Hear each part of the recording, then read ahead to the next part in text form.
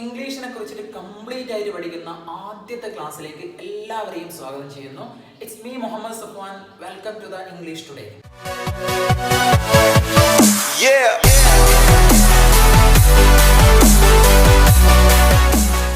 നമ്മൾ ആദ്യത്തെ ക്ലാസ്സിലേക്ക് കിടക്കാൻ പോവുകയാണ്. അതിൻ്റെ മുന്നേ ആയി നമ്മൾ ഇൻട്രൊഡക്ഷനിൽ സൂചിപ്പിച്ചിട്ടുണ്ടായിരുന്നു, നമ്മൾ സാഹചര്യത്തെ അടിസ്ഥാനമാക്കിയിട്ടുള്ള ക്ലാസ്സുകളായിരിക്കും ഉണ്ടാവുക. നമ്മൾ ഓരോ സമയത്തും എന്ന് പറയുന്ന ഓരോ രീതികളിലാണ് സംസാരിക്കുക, ശരിയല്ല? നമ്മളിപ്പോൾ ഒരു ഉദാഹരണത്തിന് ഞാൻ നാളെ വരും എന്ന് നമ്മൾ പലപ്പോഴും പറയാറുണ്ട്. പക്ഷെ നമ്മൾ ഒരിക്കലും പറയാറില്ല ഞാൻ ഇന്നലെ വരും എന്ന് പറയാറില്ല. കാരണം ആ വരും എന്നുള്ള സംഭവം അതിനാന്ന് പറയുന്നത് ഒരു ഫ്യൂച്ചറിൽ വരും കാലഘട്ടത്തെ കുറിച്ചിട്ട് സൂചിപ്പിക്കുന്ന രീതിയാണ്. അതുകൊണ്ട് തന്നെ എന്ന് പറയുന്നത് ഓരോ വാക്കുകൾക്കും അതിന് ഉപയോഗിക്കുന്ന രീതികൾക്കും എന്ന് പറയുന്നത് അതിന് അതിൻ്റെതായിട്ടുള്ള സമയത്തെ അടിസ്ഥാനമാക്കിയിട്ടാണ് നമുക്ക് അത് ചേർക്കാൻ പറ്റും. അതുകൊണ്ട് തന്നെ നമ്മൾ ഓരോ സമയത്ത് ഉപയോഗിക്കേണ്ട വാക്കുകൾ എന്ന് പറയുന്നത് അത് അതിൻ്റെതായിട്ടുള്ള രീതിയിൽ മാത്രമാണ് നമുക്ക് ഉപയോഗിക്കാൻ പറ്റുക. നമ്മൾ ഇന്ന് പഠിക്കാൻ പോകുന്ന ഒരു രീതി എന്ന് പറയുന്നത് നമുക്ക് എങ്ങനെ മറ്റുള്ളവരോട് അനുവാദങ്ങൾ ചോദിക്കാം എന്നുള്ളതാണ്. അതിന് ഇംഗ്ലീഷിൽ പെർമിഷൻ എന്ന് പറയും, മലയാളത്തിൽ അനുവാദം ചോദിക്കുക, അതുപോലെ തന്നെ സമ്മതം ചോദിക്കുക എന്നൊക്കെ പറയും. അത് പലപ്പോഴായി പറയാറുണ്ട്. ഉദാഹരണത്തിന് ഞാൻ പോയിക്കോട്ടെ, ഞാൻ കളിച്ചോട്ടെ, ഞാൻ വിളിച്ചോട്ടെ, ഞാൻ സഹായിച്ചോട്ടെ, അങ്ങനെ പല രീതികളിലായിട്ട് നമ്മൾ എന്താക്കും, മറ്റുള്ളവരോട് അനുവാദങ്ങൾ ചോദിക്കാനുള്ളൊരു പതിവാണ്. അതൊക്കെ എങ്ങനെയാണ് നമ്മൾ ഇംഗ്ലീഷിൽ പറയുക എന്നുള്ളതാണ്. അതിന് നമുക്ക് ആവശ്യമായിട്ടുള്ള ഇംഗ്ലീഷ് വാക്ക് എന്ന് പറയുന്നത് മേ ഐ എന്നുള്ളതാണ്. May I. ആ മേ ഐ ഉണ്ടെങ്കിൽ തന്നെ നമുക്ക് ഒരുപാട് രീതിയിൽ മറ്റുള്ളവരോട് നമുക്ക് സമ്മതങ്ങൾ ചോദിക്കാൻ പറ്റുന്നതാണ്. ഉദാഹരണത്തിന് നമുക്ക് സ്റ്റഡി എന്ന് പറയുന്നത് നമ്മൾ പഠിക്കുക എന്നുള്ളതാണ്. പല ആളുകൾക്ക് അറിയായിരിക്കും സ്റ്റഡി എന്ന് പറഞ്ഞാൽ പഠിക്കുക. അപ്പോൾ എന്ന് പറഞ്ഞാൽ ഞാൻ പഠിച്ചോട്ടെ എന്നങ്ങനെ പറയും. മേ ഐ ഫസ്റ്റ് വെച്ചതിന് ശേഷം സ്റ്റഡി അതിൻ്റെ കൂടെ ചേർത്ത് കൊടുക്കും. May I study. ഞാൻ പഠിച്ചോട്ടെ എന്നാണ് പറയുക. മേ ഐ സ്റ്റഡി എന്ന് പറഞ്ഞാൽ ഞാൻ പഠിച്ചോട്ടെ എന്ന് പറയും. അതുപോലെ തന്നെ മേ ഐ റീഡ് എന്ന് പറഞ്ഞാൽ ഞാൻ വായിച്ചോട്ടെ എന്ന് പറയും. May I read. റീഡിൻ്റെ അർത്ഥം എന്ന് പറയുന്നത് വായിക്കുക എന്നുള്ളതാണ്. മേ ഐ റീഡ്, ഞാൻ വായിച്ചോട്ടെ എന്ന് പറയും. അതുപോലെ തന്നെ റൈറ്റ് എന്ന് പറയുന്നത് എഴുതുക എന്നുള്ളതാണ്. അപ്പോൾ എന്ന് പറഞ്ഞാൽ ഞാൻ എഴുതിക്കോട്ടെ എന്നങ്ങനെ പറയും. May I write. May I write, ഞാൻ എഴുതിക്കോട്ടെ എന്ന് പറയും. പിന്നെ അതുപോലെ തന്നെ ഈറ്റ് എന്ന് പറയുന്നത് കഴിക്കുക എന്നുള്ളതാണ്. പല ആൾക്കാർക്കും അറിയായിരിക്കും ഈറ്റ് എന്ന് പറയുന്നത് കഴിക്കുക. അപ്പം ഞാൻ കഴിച്ചോട്ടെ എന്നങ്ങനെ പറയും. May I eat. പിന്നെ അതുപോലെ തന്നെ നമ്മൾ വരിക എന്ന് പറയുന്നത് കം എന്നുള്ളതാണ്. കം എന്ന് പറഞ്ഞാൽ വരിക. ഞാൻ വന്നോട്ടെ എന്നങ്ങനെ പറയാം. May I come. May I come എന്ന് പറഞ്ഞാൽ ഞാൻ വന്നോട്ടെ എന്ന് പറയും. അതുപോലെ തന്നെ നമ്മൾ വായിക്കുക എന്നുള്ളത് എങ്ങനെ പറയും? റീഡ് എന്ന് പറയുന്നത് വായിക്കുക എന്നുള്ളത്. അപ്പോൾ എന്താണ് മേ ഐ കഴിഞ്ഞതിന് ശേഷം റീഡ് അവിടെ ചേർത്ത് കൊടുക്കുക. മേ ഐ റീഡ്, ഞാൻ വായിച്ചോട്ടെ എന്ന് പറയും. അതുപോലെ തന്നെ ഞാൻ കുടിച്ചോട്ടെ എന്നങ്ങനെ പറയാം. ഡ്രിങ്ക് എന്നുള്ളതാണ് കുടിക്കുക എന്നുള്ളത്. അതുപോലെ തന്നെ നമ്മൾ പറയാം may I drink. May I drink, ഞാൻ കുടിച്ചോട്ടെ എന്ന് പറയും.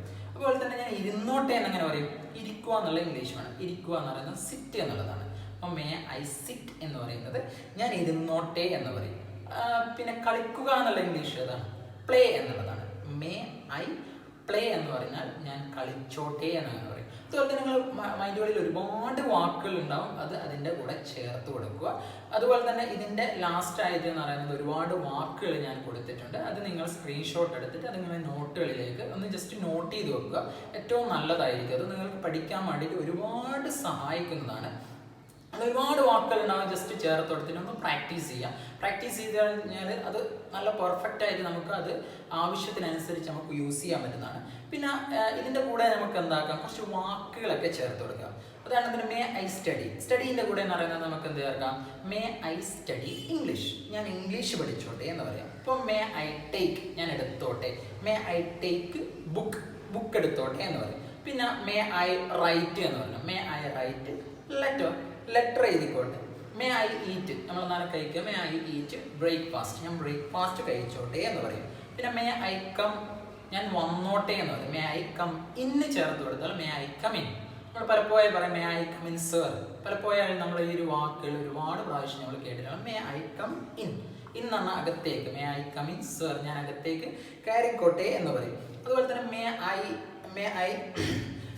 ഐ റീഡ് എന്ന് പറയും. May I read. May I read എന്ന് പറഞ്ഞാൽ ഞാൻ വായിച്ചോട്ടെ എന്ന് പറയും. എന്താണ് നമ്മൾ വായിക്കും? May I read news paper, ഞാൻ ന്യൂസ് പേപ്പർ വായിച്ചോട്ടെ എന്ന് പറയും. മേ ഐ സിറ്റ് എന്ന് പറയുന്നത് അതിൻ്റെ കൂടെ നമുക്കൊരു ഹിയറും കൂടി ചേർക്കാം. ഹിയർ എന്ന് പറഞ്ഞാൽ ഇവിടെ എന്ന് പറയും. മേ ഐ സിറ്റ് ഹിയർ, ഞാൻ ഇവിടെ ഇരുന്നോട്ടെ എന്ന് പറയും.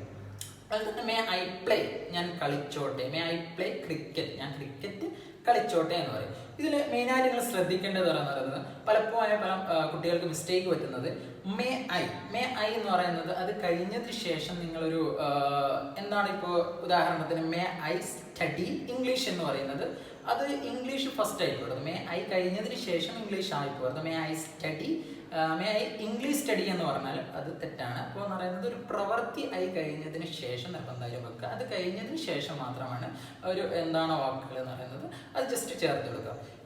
എല്ലാത്തിനും പലപ്പോഴും മിസ്റ്റേക്ക് പറ്റുന്നതാണ് കുട്ടികൾക്ക്.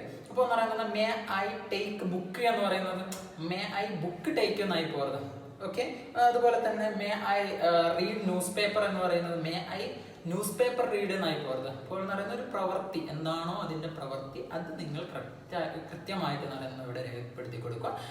അതുപോലെ തന്നെ നിങ്ങൾ കറക്റ്റായിട്ട് അതിനെ പ്രാക്ടീസ് ചെയ്യുക. പിന്നെ കൂടാതെ തന്നെ ഞാൻ പറഞ്ഞതുപോലെ ഒരുപാട് വാക്കുകൾ എന്ന് പറയുന്നത് ഇതിൻ്റെ ലാസ്റ്റ് ക്ലാസ്സിൽ എന്ന് പറയുന്നത് ഞാൻ രേഖപ്പെടുത്തി വെച്ചിട്ടുണ്ട്. അത് നിങ്ങളൊന്ന് സ്ക്രീൻഷോട്ട് ചെയ്തിട്ട് അത് വാക്കുകൾ എന്ന് പറയുന്നത് അറിയാത്ത ആളുകൾ എന്തായാലും അത് പഠിക്കുക. വളരെ സിമ്പിളായിട്ടുള്ള വാക്കുകളാണ് കൊടുത്തിരിക്കുന്നത്. അത് നിങ്ങൾ എന്തായാലും പഠിച്ച് അത് റെഡിയാക്കുക. കാരണം എന്താ പറയുക, നമുക്ക് ഓരോരോ വാക്കുകൾ പഠിക്കണം. വാക്കുകൾ ഉണ്ടെങ്കിൽ നമുക്ക് ഒരു സെൻറ്റൻസുകൾ ക്രിയേറ്റ് ചെയ്യാൻ പറ്റും. ഇതാണ് വാക്കുകൾ വരുന്നത്. നിങ്ങൾ എന്താക്കുക, ഈ ഒരു വാക്കുകൾ കൃത്യമായിട്ട് നോട്ടിൽ എഴുതി വെക്കുക. കൂടാതെ മേ ഐ വെച്ചിട്ട് ഈ ഒരു വാക്കുകൾ വെച്ചിട്ട് എന്ന് പറയുന്നത് പ്രാക്ടീസ് ചെയ്യുക. May I go, may I come, അതുപോലെ നിങ്ങൾ പ്രാക്ടീസ് ചെയ്യുക. അതായിരിക്കും കുറച്ചും കൂടി നല്ലത്. പിന്നെ അതുപോലെ തന്നെ നിങ്ങൾ ഈ ഒരു വാക്കുകൾ എന്ന് പറയുന്നത് ഈ ഒരു വാക്കുകൾ V1 എന്നുള്ള കോളത്തിൽ മാത്രം ഈ ഒരു രൂപത്തിൽ വരഞ്ഞുകൊണ്ട് V1 എന്നുള്ള കോളത്തിൽ മാത്രം എഴുതി വെക്കുക. V2ലും V3ലും എഴുതാണ്ടിരിക്കുക. കാരണം നമുക്ക് വരും ക്ലാസ്സുകളിൽ എന്ന് പറയുന്നത് ഇതൊക്കെ അത്യാവശ്യമുള്ള കാര്യങ്ങളാണ്. നിങ്ങൾക്ക് ഈ ഒരു ക്ലാസ് ഇഷ്ടപ്പെട്ടിട്ടുണ്ടെങ്കിൽ നിങ്ങൾ എന്താക്കുക, സബ്സ്ക്രൈബ് ചെയ്യുക, അതുപോലെ തന്നെ ലൈക്ക് ചെയ്യുക. പിന്നെ കൂടാതെ നിങ്ങളുടെ ബന്ധപ്പെട്ടവരിലേക്ക് ഈ ഒരു വീഡിയോസ് എന്ന് പറയുന്നത് നിങ്ങൾ എത്തിച്ചു കൊടുക്കുക. പിന്നെ നിങ്ങൾക്ക് എന്തെങ്കിലും സംശയങ്ങളോ കാര്യങ്ങളോ ഉണ്ടെങ്കിൽ നിങ്ങൾക്ക് കമൻറ്റിൽ അറിയിക്കാവുന്നതാണ്. മനസ്സിലാവാത്ത കാര്യങ്ങളുണ്ടെങ്കിൽ കമൻറ്റിൽ അറിയിക്കാവുന്നതാണ്. അതുവരെ നമുക്ക് അടുത്ത ക്ലാസ്സിൽ കാണുന്നത് വരെ ഒരു ഷോർട്ട് ബ്രേക്ക്.